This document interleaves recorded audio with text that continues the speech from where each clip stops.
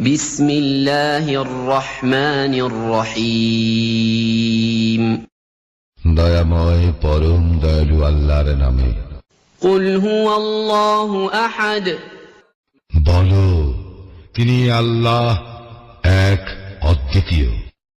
আল্লাহুস সামাদ আল্লাহ কারো মুখাপেক্ষী নন, সকলেই তাহার মুখাপেক্ষী। লাম ইয়ালিদ ওয়া লাম ইউলাদ তিনি কাহাকেও জন্ম দেন নাই এবং তাহাকেও জন্ম দেওয়া হয় নাই।